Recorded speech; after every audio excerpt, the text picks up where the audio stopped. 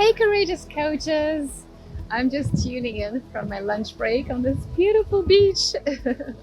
Just wanted to quickly share with you my thoughts on not charging enough for your coaching services in relation to what your market is willing and able to pay. And the reason I wanted to chat to you about this because I've interviewed 50 coaches who are well trained, talented during this summer, and this is a topic that came up over and over and over again of how much coaches just wanting to keep the prices of what they called affordable and sort of keeping to make sure that coaching is available to more people, which is a beautiful purpose. But I just wanted to share with you how, in my experience of running my career coaching practice for 5 years, I found that charging that is not in line with what my market is able and willing to pay for coaching is actually doing a huge disservice to my clients. I hope you get a lot of value from this video, and do subscribe to my channel for more information on how to get your coaching business off the ground and get fully booked. So a lot of coaches, when they complete the training, investing a lot of good hard cash into training to become a great coach and helping to create transformations for others. A lot of coaches end up doing a lot of work for free or charging between 50 to 100 pounds, and there seems to be a bit of a disconnect or difficulty to bring their rate up from there. So in the beginning, of course, I did the same. I did a lot of coaching for free for practice. I've charged very low rates, and then eventually kind of the penny dropped for me that at some point I really had to increase the rates in order to do a really good job for my clients, and for me to be able to do this work full time so I can continue improving in my coaching skill.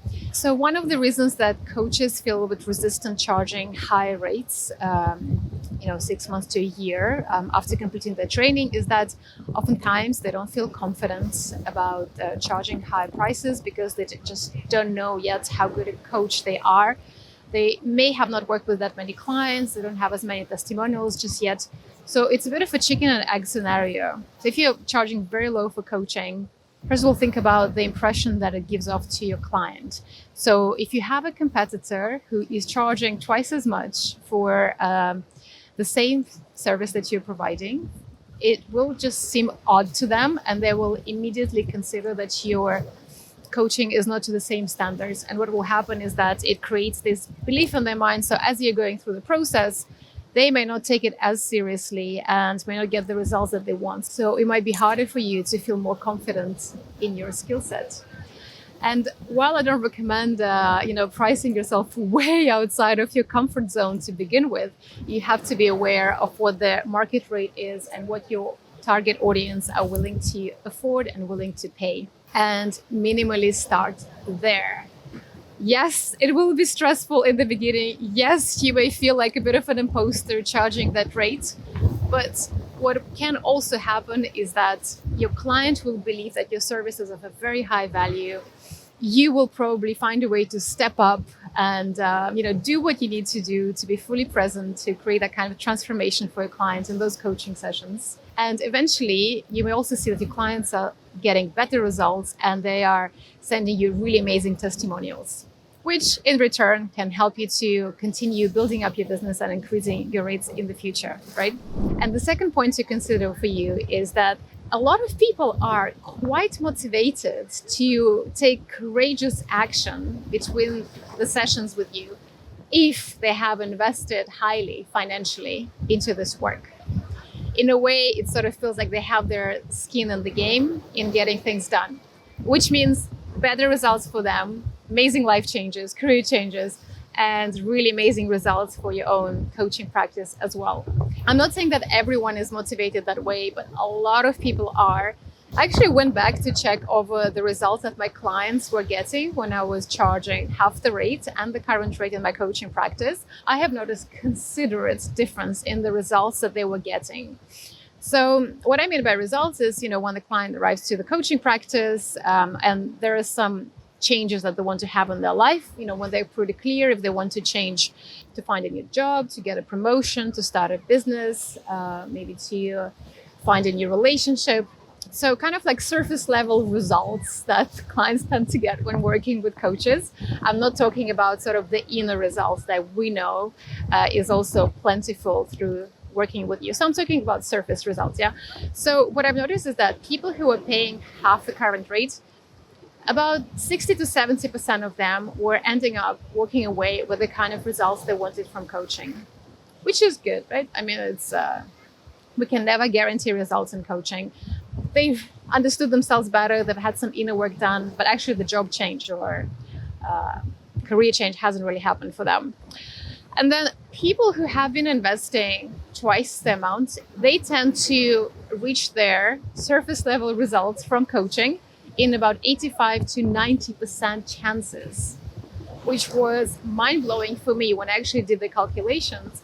And that suddenly gave me so much confidence and also encouragement to charge my fair rate. And this has really helped me to see so quickly how underpricing myself, being shy about naming the rate that's fair, that the market can afford, I've seen how this is doing a huge disservice for my clients. It's doing a huge disservice for myself, for my confidence, for my coaching practice. I invite you to reconsider your rates in the service of your client as well as your own coaching practice. But of course, you will say we want to keep coaching available to all, and there will be some people who literally cannot pay their rent.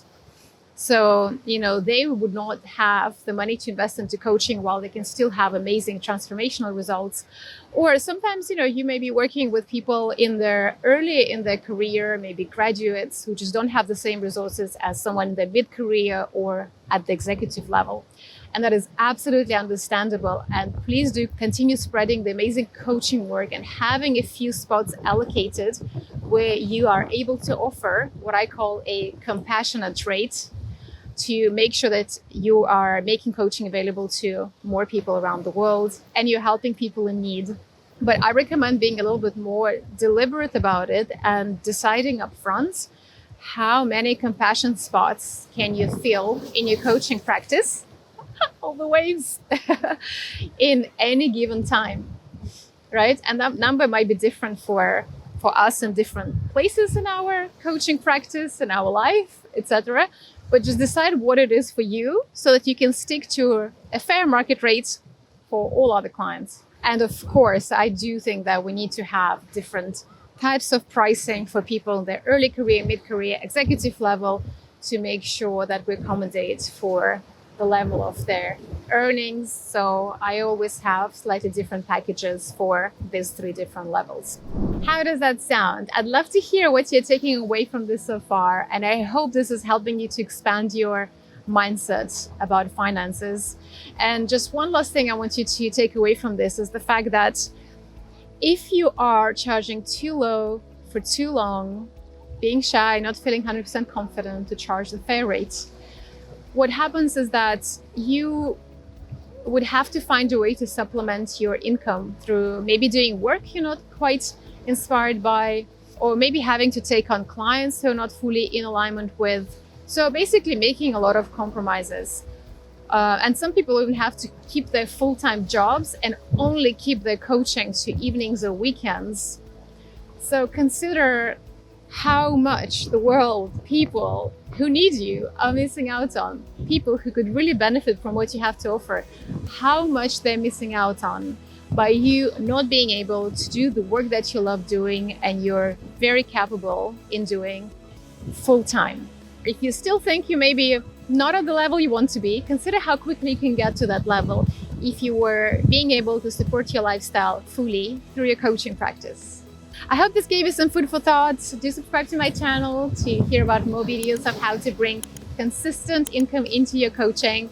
I'm also really excited to let you know that I'm launching a group program for courageous coaches like yourself. And if you're interested to hear more about the course, book yourself a call on the link below or send me an email and have a chat. And if there are any such strategies that I can share with you that help me to recreate my corporate level income and beyond in my coaching practice, I'd be happy to do that. I love talking to coaches. I love supporting coaches. So even if you're not fully committed on joining the program or coaching with me, I'd love to chat. Send me an email, book the call, and I'll speak to you soon.